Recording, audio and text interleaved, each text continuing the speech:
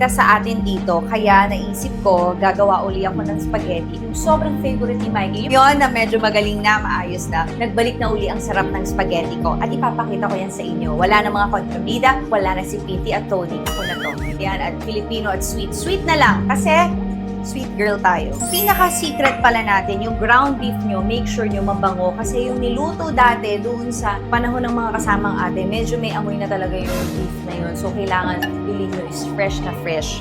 So, ako nilalagyan ko ng celery kasi gusto ko maraming gulay para kompleto, para parang chop suey na siya. Dito na tayo. Gora.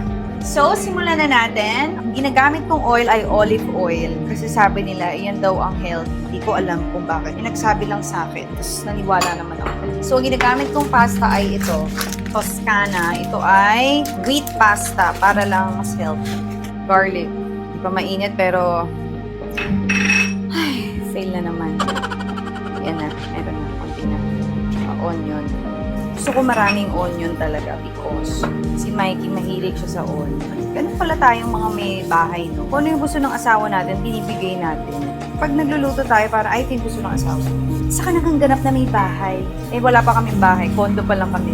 Eh, di, ganap na may kondo. Pag medyo okay na siya. This is for hot dog. Okay, next na is yung ating gulay. So, nakita nyo, mahal ang celery, kaya konti lang celery nilagay namin. Up next na natin is the mushroom. Diba? Pag wala mga magiging sobrang tamis niyan, kaya natin lalagyan ng tomato paste. So, lalagyan ko na ng tomato paste.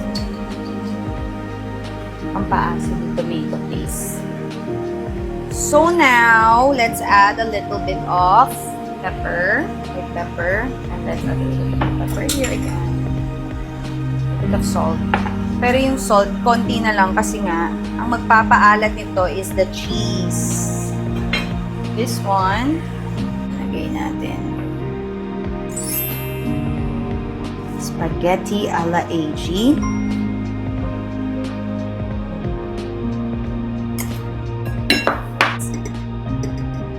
For the benefit.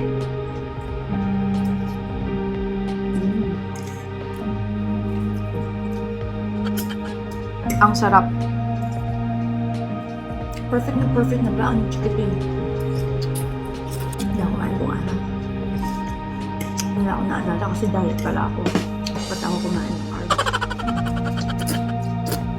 Pandan juice. What's the verdict, love? Sarap.